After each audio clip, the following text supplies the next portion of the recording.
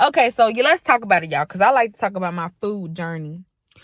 Because I was a former big back. I ain't gonna say I'm skinny now. I still got a little weight on me. You can't see because I'm sitting in this car. Why I did that, but I have lost weight. My clothes fit differently. And how I did that was I decided to give up meat. Majority.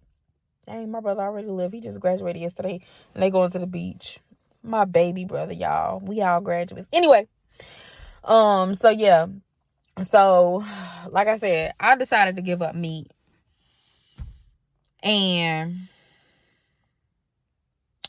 with me deciding to give up meat, sometimes I have a craving, especially when it's about to be that time of the month. You know what I'm gonna get? I'm gonna give me some Chinese food. And I feel like I have to be as real and raw as possible because I'm giving myself grace to say, hey, Kiana, you have been 26, 27 years eating meat. It's not that you're not gonna ever have a craving. But one thing I actually like is when I did it before and I was trying to give up meat. All last year I battled with this. When I did it before last year and I was trying to give up meat, I would say, oh, I'm giving up meat, and I would have meat. I would say, oh, I'm just going to eat it once a week. And I would eat it damn near, oh, sorry, excuse my mouth. I would eat it at dinner every night. And I'd be like, okay, well, I'll just have it for dinner. And I eat fruit in the morning, or, I switch it up. And then it just came to like this year, I was like, okay, I'm giving up meat for good. Now, I am doing a lot better because I've given up meat, but if I have a craving, like if I have a strong craving that I can't beat, and I'm like, okay, I done tried to make me some cauliflower wings. I done tried to make this as a substitute. I done tried to make this. It ain't working. Let me just go get the thing. I eat the thing that I'm missing. The craving goes away. I'm right back up on my journey. I don't fall and say, oh man, I fell down. Let me stay down. I'm down. Let me just stay down and not get back up. I don't do that anymore.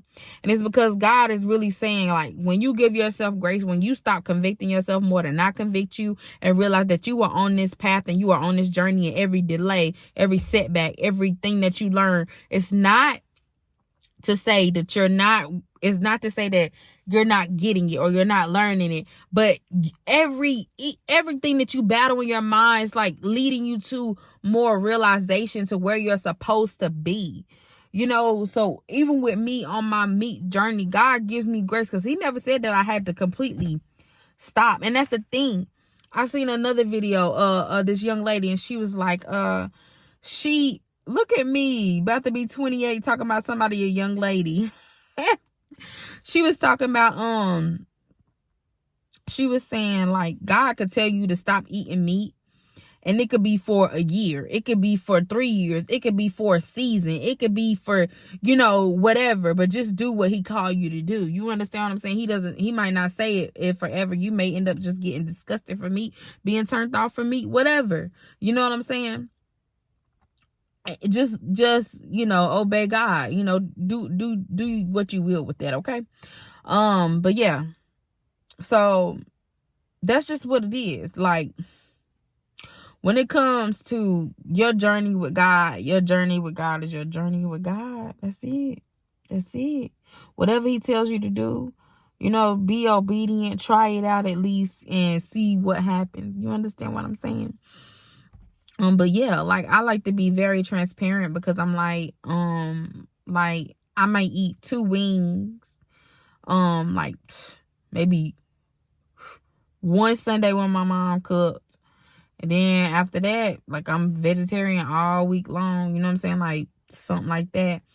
I'm like, I might eat meat like maybe twice a month compared to.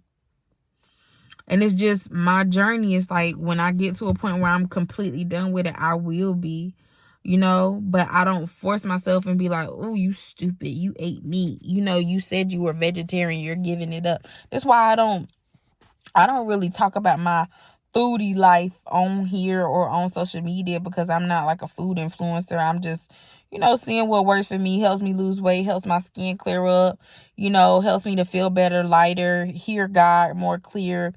Those types of things, but anything that you're going through, give it grace. You know what I'm saying? There are vegans who, they don't even know what they're eating is not vegan. You know what I'm saying? Until They like, oh, okay, some more research. Okay, so now I gotta cut this out. Okay, now I gotta cut that out. Now I gotta learn from this. You learn from your mistakes on every journey. You understand what I'm saying?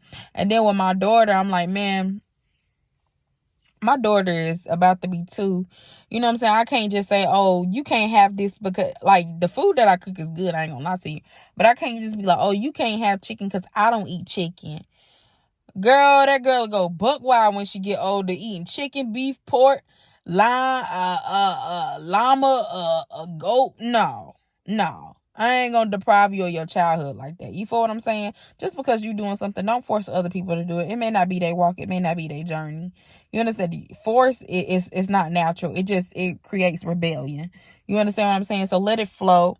Yeah, when she eats vegetables with me, I appreciate that. When she goes and eats chicken, with my parents or her grandparents or anything else, like, I don't force it. When she eats pork, of course I don't like it, but at the same time I don't try to take it away from her because she needs to experience it, see it as she gets older. Okay, I don't like the way this makes me feel. I don't like the way it tastes.